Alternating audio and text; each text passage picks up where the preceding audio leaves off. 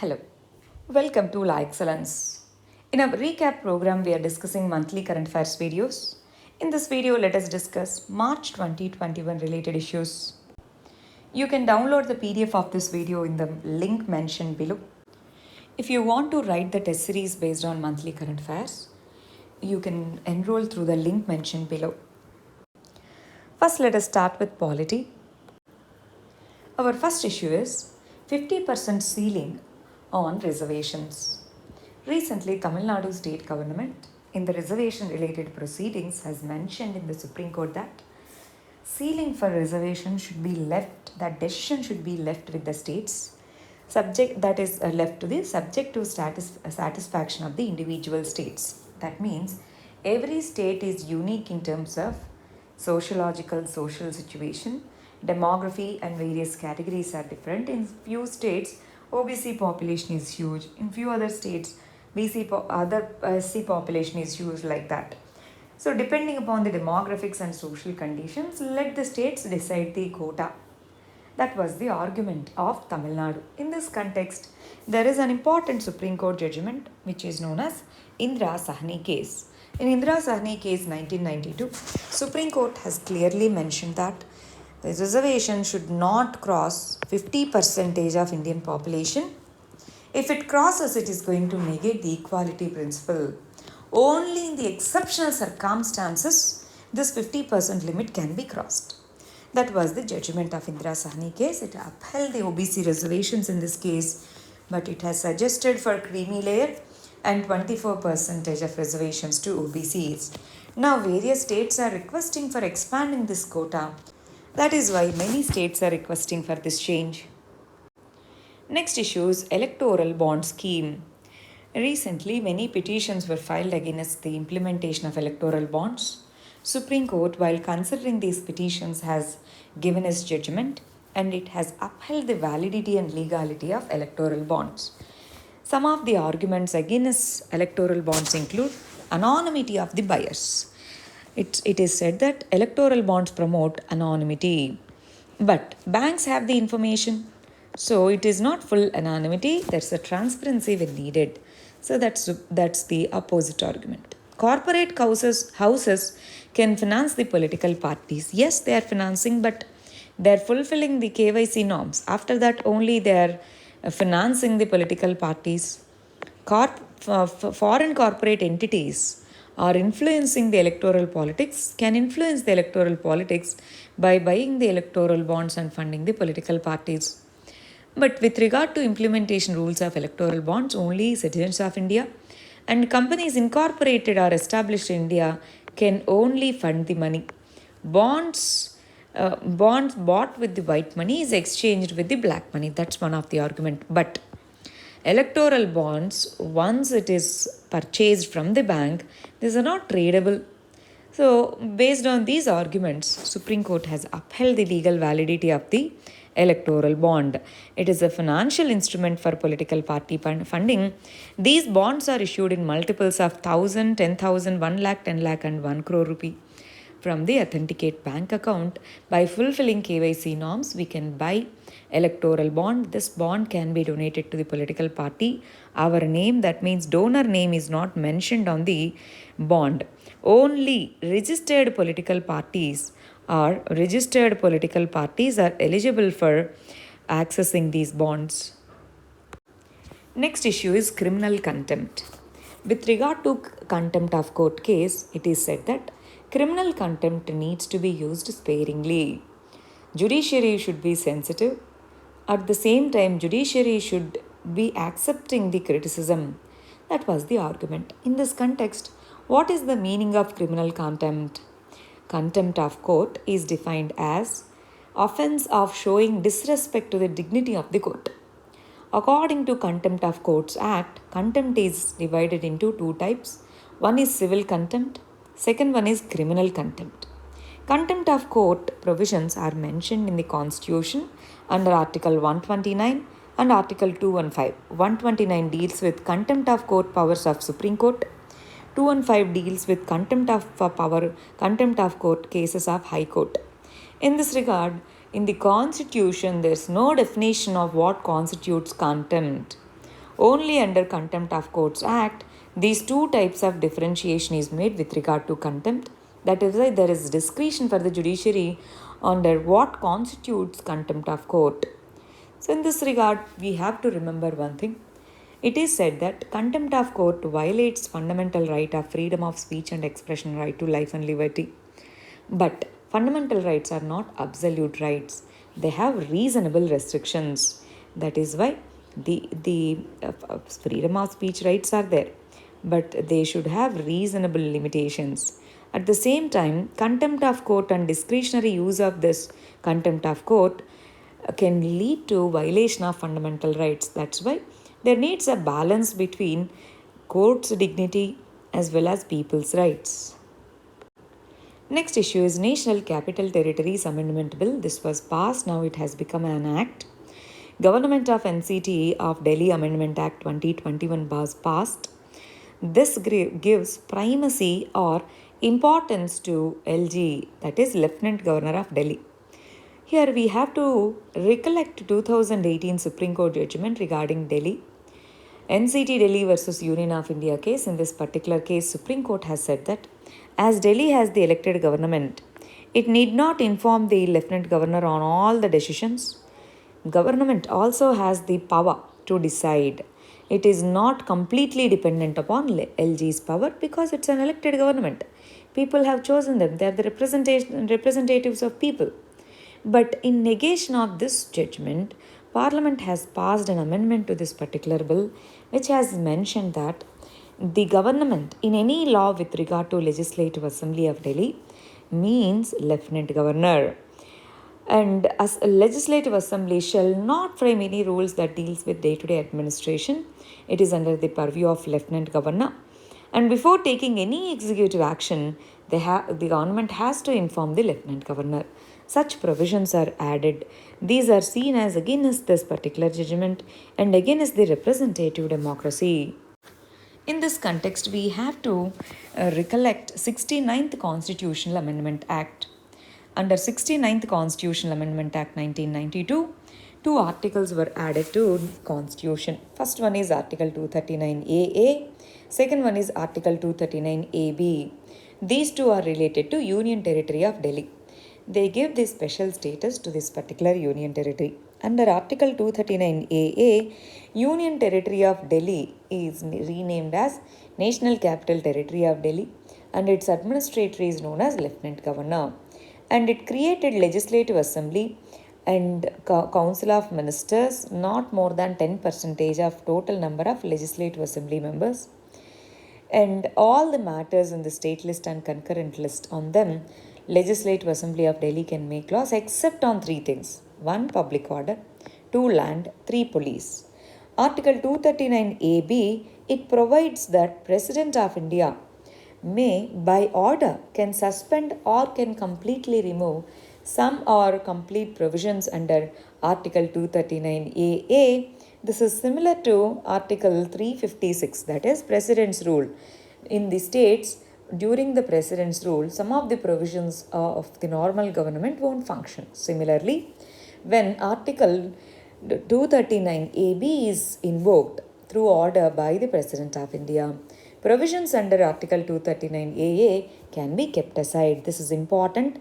We are expecting a question from this area.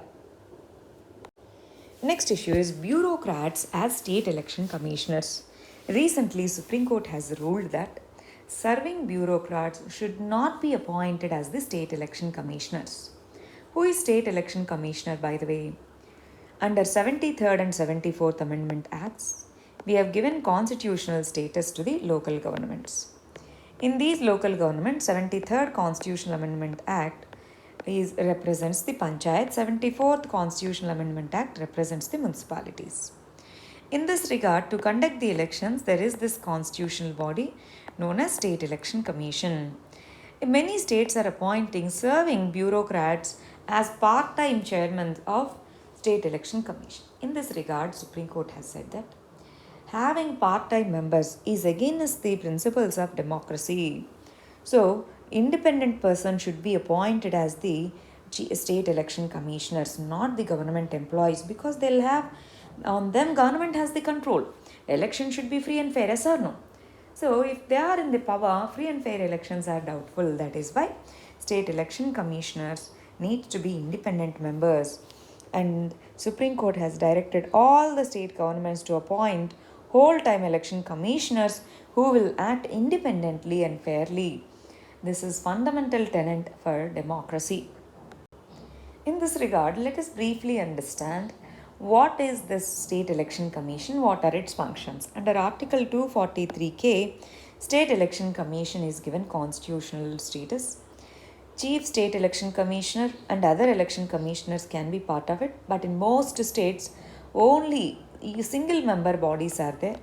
Governor can also appoint regional commissioners.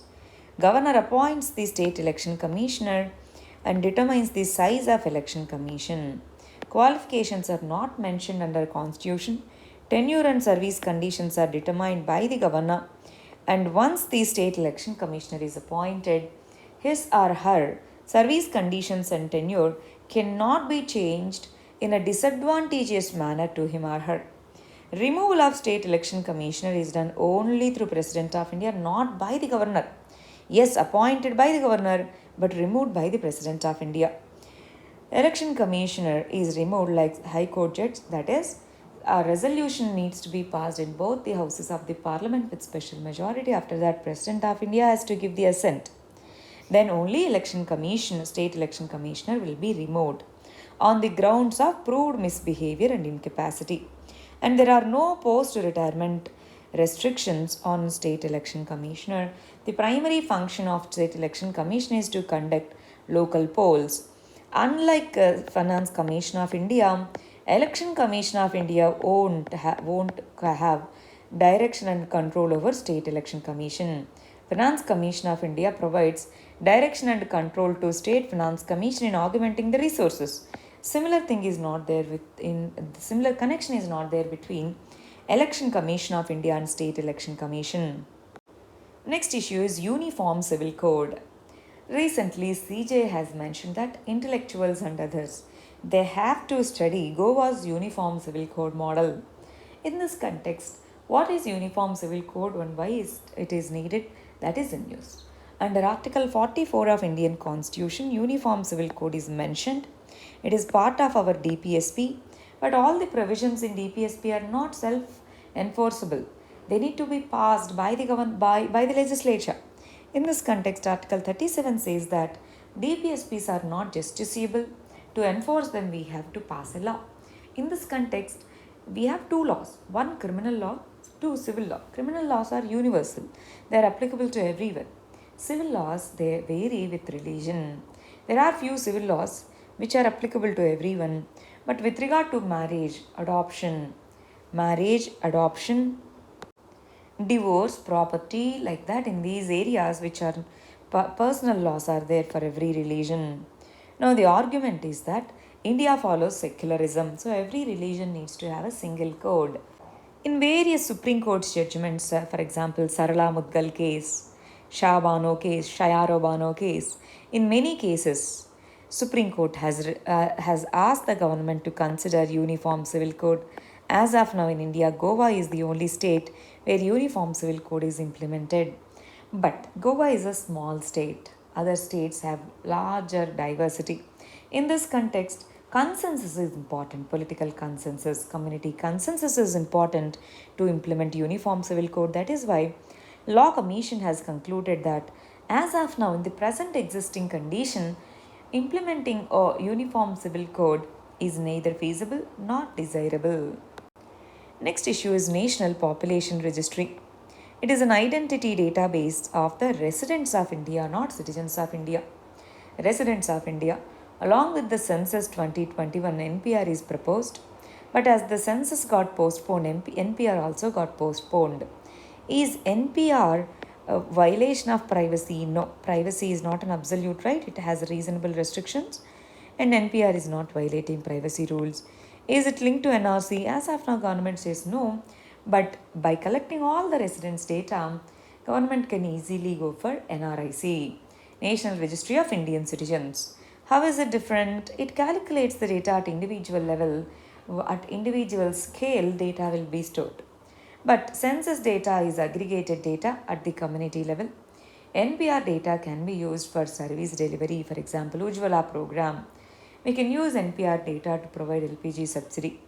Is NPR related to CAA, Citizenship Amendment Act? No, there is no correlation between both. Next issue is NRIC, National Registry of Indian Citizens. As we discussed in NPR, this NRIC is a provision where where the government tries to identify who are Indian citizens. So, out of NPR, this can be seen as a subset. According to Section 14A of Indian Citizenship Act, it is mandated that government form a national identity card for each citizen. NRIC helps in that. But without proper documentation and exclusion, without proper documentation, it leads to exclusion. This is one of the concerns. That is why many people are opposing this. As of now, government has not notified any documentation, any procedure with regard to NRIC. But national identity cards, this provision is there in Citizenship Rules 2003. So that provision is there. Next issue is state resolution on central laws. Recently, many states, including Kerala, Punjab, etc., they have passed resolutions against the central government's laws, such as Citizenship Amendment Act, Agricultural Acts, etc. In this context, a petition was filed in Supreme Court asking how can a state pass a resolution on the parliamentary law which is in the union list. Supreme Court has ruled that they are not passing a bill against it. They passed a resolution. That means they are expressing their opinion. In a democracy, legislature is the representatives of people. That means they represent the will and wish of the people. They can discuss, they can debate, they can criticize the law that is not against the constitutional principles, that is well within the democratic principles. That's why Supreme Court has upheld the resolutions on central laws by various states. Here we have to remember 7th schedule and the 3 lists under it: union list, state list, concurrent list. On union list only parliament passes the laws. State list, state legislatures. Concurrent list, both center and states can pass the law. In case of any conflict, parliamentary law or central law prevails over the state laws. Next issue is Indian Secularism and Places of Worship Act. Recently, there's a case filed in Supreme Court asking on the arbitrariness of this act, Places of Worship Act. What is this act?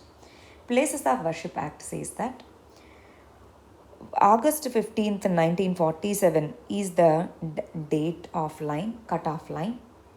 On that day, whatever is the religious characteristic of a place of worship, that is going to prevail, except Ram Janmabhoomi case. In all other cases, August 15th, 1947 is the date. So on that day, let's say if a place of worship belongs to Sikh, that is going to remain as a Sikh place of worship. But there are other groups who have contested this particular act. They said, how can you decide this date? There are certain monuments, there are certain heritage places which are forcibly occupied before this date. Now, why can't we claim it? And why have you decided this date? Isn't it arbitrary? Under fundamental rights, everyone has the right to religion. So we can protect our own religious places, religious place of worship. So in this context, isn't this date is arbitrary? That is the question. This case is still pending with the Supreme Court. In this regard, Places of Worship Special Provisions Act, this was enacted after Babri Masjid demolition. So a religious characteristic of a place cannot be changed. At the time, Ram Mandir was the disputed area. So except that, all other areas, all other religious structures were given the status as it was in August 15th, 1947. This law was brought in at the peak of Ram Mandir movement, exactly a year before the demolition of Babri Masjid. Next issue is e-courts. E-courts means introduction of ICT technology in management of judicial system. E-Committee of Supreme Court has recently released a document on phase 3 of e-courts project. That's why it was in news. E-courts project is monitored by the E-Committee of Supreme Court. It is implemented under National E-Governance Plan (NEGP). Now this has become part of Digital India Mission. So under Digital India Mission, e-courts project is implemented. Earlier, National E-Governance Plan. This particular e-courts project, it helps in carrying out e-filing of cases, tracking of cases online, uploading the judgments online, etc. But end-to-end integration of this portal is not happened. That is why even now on our cases, we won't get the hearing related details to our mobile number directly. We have to check in the e-courts portal. So the judicial system needs to be integrated. For that, e-courts system was started for computerization to provide e-services. With this, judicial efficiency and speeding up the resolution of pending cases is envisaged. But there are two major concerns now. One is data security, two is data privacy. These two needs to be kept in mind in upgrading the phase 3 of e-courts project of Supreme Court. By the way, e-courts project is applicable to all the courts in India. Supreme Court, High Court, District Courts too. Next issue is panchayats in tribal areas. Recently, our Home Ministry has said that in the tribal areas, we have two schedules, Schedule 5, Schedule 6. These two areas are predominantly dominated by the tribals. Sixth schedule areas include Assam, Meghalaya, Tripura, Mizoram. Tribal dominated areas in other states are known as scheduled areas. They come under 5th schedule. There are 10 states under that. Under 5th schedule area, the areas are known as scheduled areas. Under 6th schedule, we call them as tribal areas. In 5th schedule, tribal advisory committees are there. They are only advisory committees.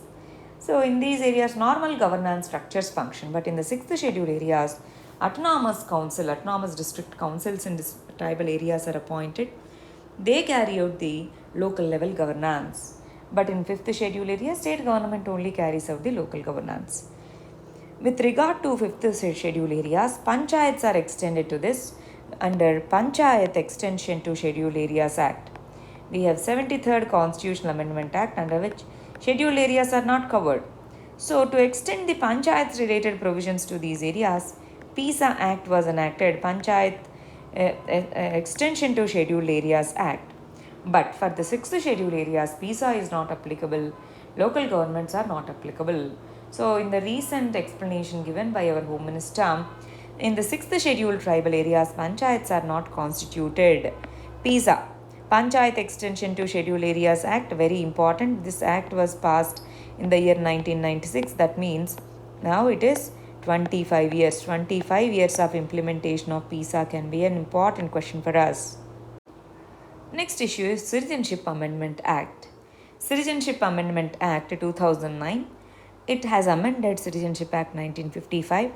According to this particular newly amended act, communities such as Hindu, Sikh, Buddhist, Jain, Parsi and Christian, 6 communities belonging to 3 areas, Afghanistan, Bangladesh and Pakistan, who entered into India before 31st December 2014, they're not declared as the illegal migrants. They will be granted speedy citizenship in India, that is within 6 years citizenship is provided to them.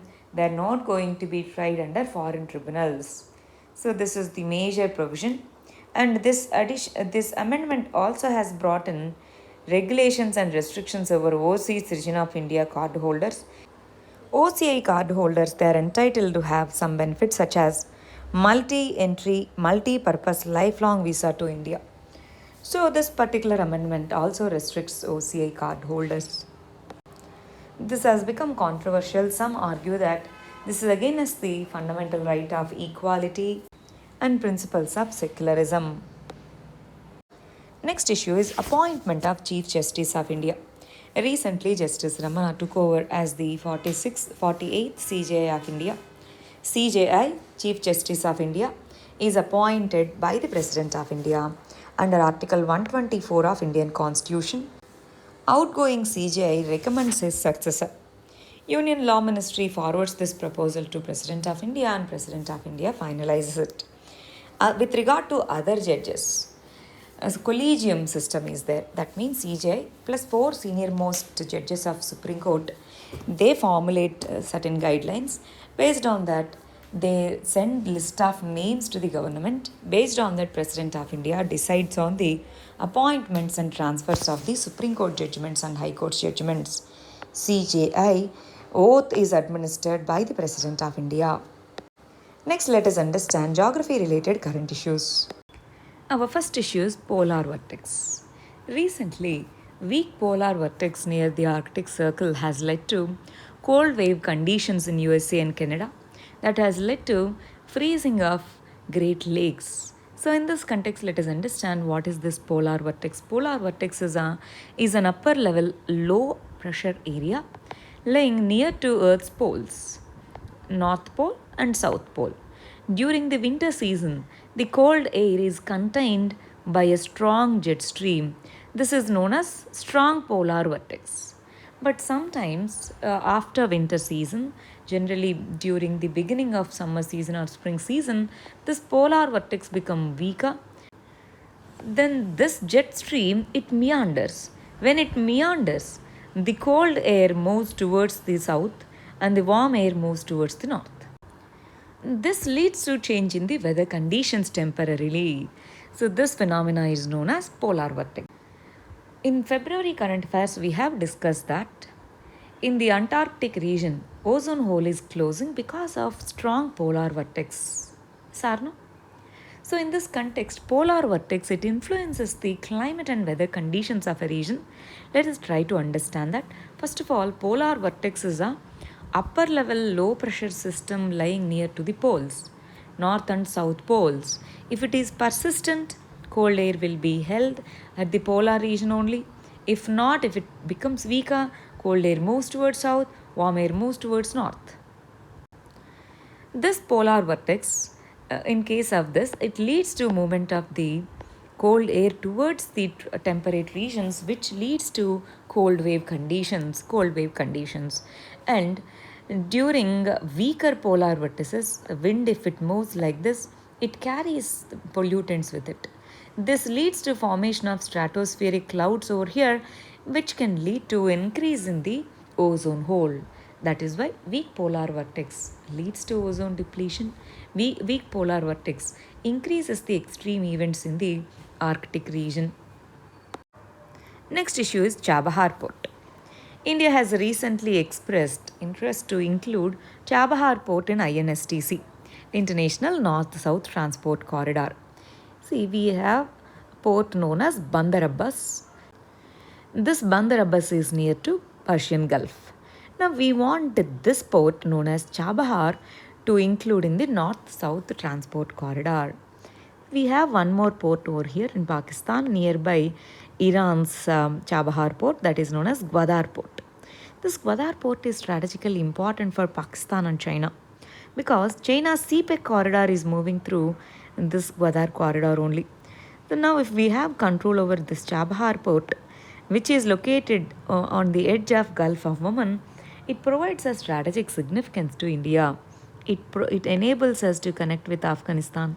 It enables us to connect with Central Asia. That is why Chabahar port is known as gateway to Central Asia. Next issue is Rohingya crisis. Rohingyas from Rakhine area, they are moving towards various regions, to Bangladesh, to India, to Thailand, etc. These refugees. In that context, let us understand Myanmar's geography. This is Gulf of Martaban. Irrawaddy River, the largest river of Myanmar, forms delta over here and drains into Gulf of Martaban. It has coast of Bay of Bengal. There are two small islands. These are known as Coco Islands. These are north of India's Andaman and Nicobar Islands. And there's an archipelago which is known as Mica Archipelago, important, that belongs to Myanmar. And Indian states of Arunachal Pradesh, Nagaland, Manipur, Mizoram, these four states, they have border with Myanmar. Patakaibum, Manipur Hills, these form the boundary between Indian northeastern states and Myanmar. And Myanmar has boundary with Bangladesh, India, China, Laos, and Thailand. These are the countries with which it has the boundary. There are many ethnic groups from Myanmar. The major one that is in news is Rohingyas. Rohingyas. They belong to Rakhine province. They are Muslims. So ethnic violence has happened there, and military started oppressing this particular community. They started migrating towards various areas like Bangladesh, India, Thailand, etc. In that context, Rohingya Muslims and Rohingya refugees issue is in news. And recently, Manipur has issued guidelines to allow refugees from Myanmar. In Myanmar, military has taken over the control of the government, which we call as coup. In that context, many people started moving out of Myanmar, which we call them as refugees. So Manipur said we will accept them, but central government and Home Ministry has given a direction to Manipur to control the refugee influx in the border areas. Central government wants to control the refugee influx, but Manipur says on the humanitarian ground we have to accept them. So that was the issue that was in news in March. Next issue is Niti Aayog has proposed sustainable vision for Great Nicobar Island. Great Nicobar is southernmost island group in the Andaman and Nicobar Islands. At the southern tip, we have a national park known as Galathea National Park. There's a river. This river drains into Galathea Bay. The last point of this Great Nicobar is Indira Point. Since 2004, this particular location is underwater after tsunami. Now, why this is in news? Niti Aayog has proposed a developmental plan to build port and other strategic infrastructure in Great Nicobar Islands. But this particular Galathea National Park is ecologically sensitive. It's a biosphere reserve in the Great Nicobar Islands, and it consists of lowland forests. They have endemic AV fauna, and it is primary nesting habitat for Nicobar megapods. These are endemic in this region, so that is why if these developmental projects are implemented, it might have negative impact over this particular region and the biodiversity of the region. Next issue is Suez Canal. A ship named Evergreen, it got struck in Suez Canal, southern edge of Suez Canal, because of bad weather. This has led to traffic jam in that particular area. So now let us understand the map pointing of the Suez Canal. Suez Canal connects Mediterranean Sea with the Red Sea through Gulf of Suez. Here we have Red Sea. Now the entry point in the Mediterranean Sea region is Port Said. From Port Said, ships enter into Suez Canal, and in between there are different lakes which are known as Great Bitter Lake, Little Bitter Lake, etc. And then through this, these ships they enter into Gulf of Suez, and then they enter into Red Sea region. This particular Suez Canal is built in the Sinai Peninsula region of Egypt. The Suez Canal has shortened the path between Europe and Asia. Earlier, we used to circumvent entire African continent to go to Europe or from Europe to Asia. Now there's a direct route now through this Suez Canal. That is why it is known as one of the strategic and choke points. Next issue is Whitsun Reef. Recently, China's aggressive expansion in the South China Sea has led to conflict. Whitsun Reef is part of Spratly Island Group. China and Philippines, they both claim Whitsun Reef. So that is why this was in news recently. Whitsun Reef is the northeast extreme limit of Union Banks in the Spratly Island Group in the West Philippine Sea. It is considered the largest reef of the Union Banks. China's nine dash line claims these all islands as theirs. China claimed that within 9 dash line, whatever lies, that is all ours. That is its claim. But there are counterclaims from Vietnam, Malaysia, Brunei, Philippines, etc. Whitsun Reef is part of South China Sea conflict. Next issue is Ken Betwa interlinking project. Ken and Betwa both are tributaries of Yamuna River. Ken River has surplus water. Betwa flows through water deficient water. That's why we want to transfer the water from the surplus basin to deficit basin. For that, we want to build a link canal. So these two are tributaries of Yamuna. This project is part of National Perspective Plan, under which 30 interlinking projects are proposed. And out of these 30 interlinking projects, this is the first one. This is the first and important one, Ken Betwa interlinking project. This project helped in irrigating the drought-prone Bundelkhand region. But there are environmental concerns. Why? Because the Ken River, on this we need to build a barrage now, dam now, that submerges part of Panna Tiger Reserve and Panna Biosphere Reserve. That can lead to loss of biodiversity. That is one of the conflicting issues of this particular interlinking project. Next issue is quasi-resonant amplification. Recently it is said that for Indian heat waves, quasi-resonant amplification is one of the major reasons. These quasi-resonant amplifications are large-scale disturbances of the atmospheric circulation. This lead to meandering of the waves, which are known as Rossby waves, which are known as planetary Rossby waves. These planetary Rossby waves, when they meander, they change the atmospheric conditions of the zone. In India, this quasi-resonant amplification leads to drought-like condition, which is known as QRA. Next issue is Carmichael coal mine. In Australia, we have great dividing range on the eastern edge of the continent. This great dividing range is famous for various types of minerals, including coal. In the Queensland province of Australia, we have a mine known as Carmichael mine, which is part of this great dividing range.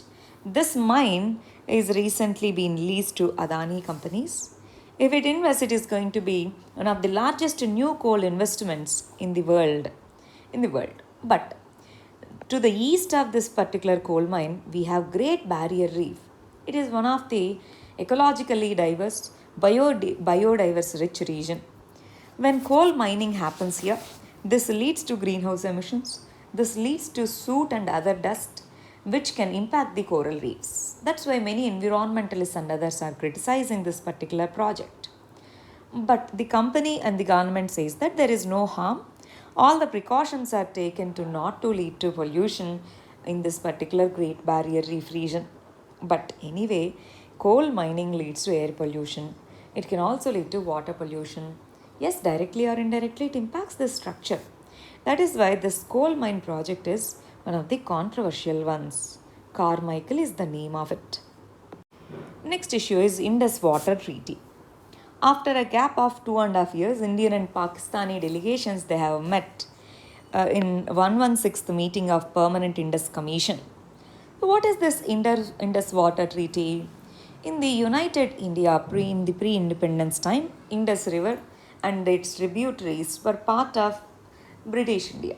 Now, when partition happened, India and Pakistan partition has happened, this water sharing has become controversial. In this context, in the year 1960, with the negotiation of World Bank, both countries agreed for a treaty which is known as Indus Water Treaty.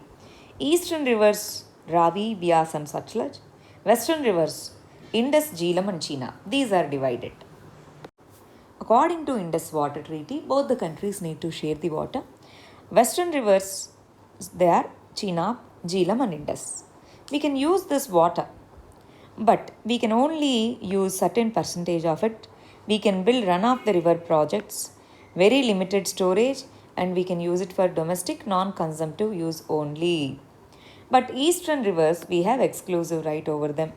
On the western rivers, Pakistan has exclusive rights. Indus Water Commission and this treaty, Indus Water Treaty, is considered one of the most successful water treaties in the world, because after 1960 many wars has happened between India and Pakistan, but both the countries have stuck to this particular treaty.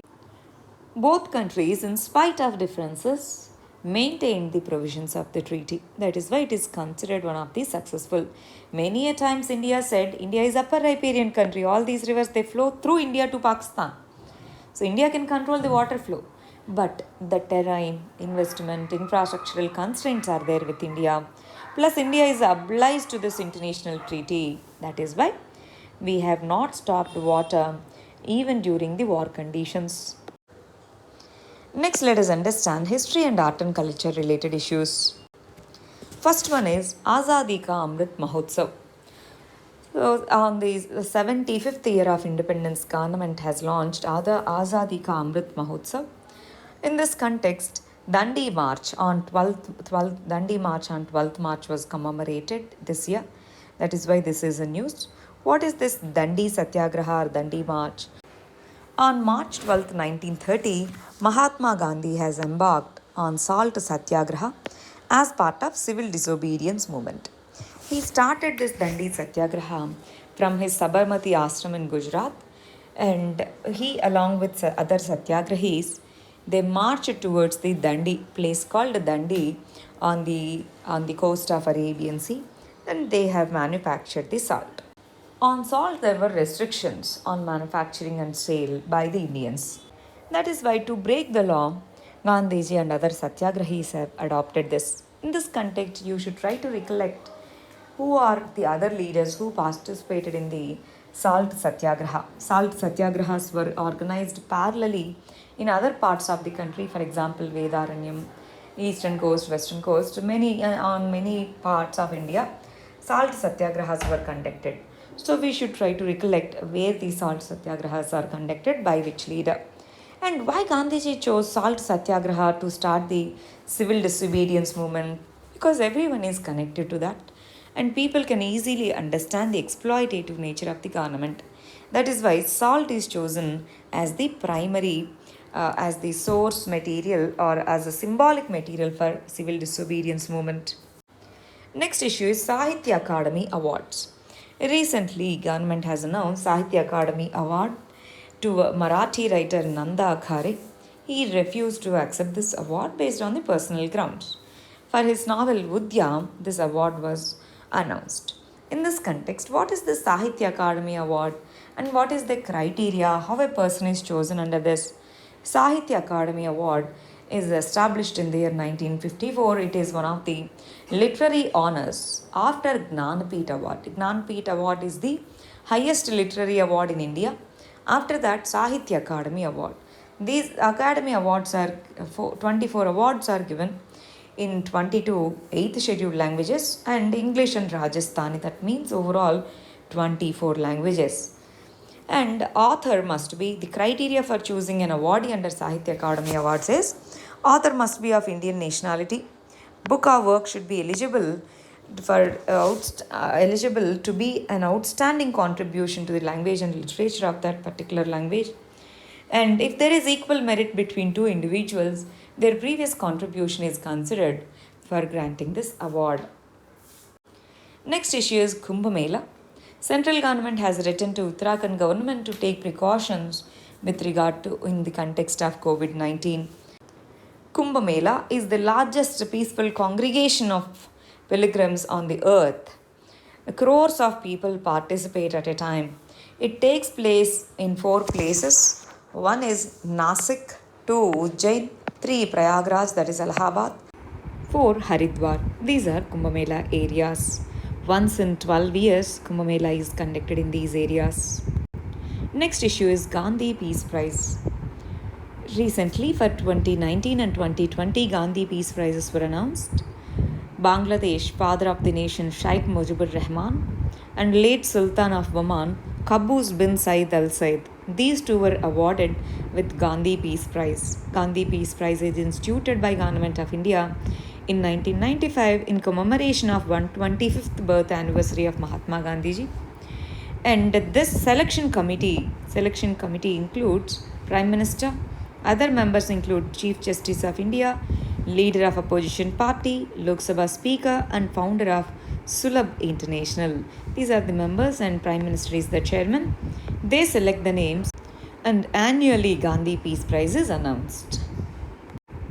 Next issue is Singhogar Fort. Recently, our President of India has laid down foundation stone for conservation of Singhogar Fort, and President of India has also inaugurated Archaeological Survey of India's Jabalpur Circle. And the Singhogar Fort is important. It is hill fort of Gondwana Kingdom. Gond ruler Sangram Shah. He has conquered Singhogar Fort from Chandel rulers in the early 16th century.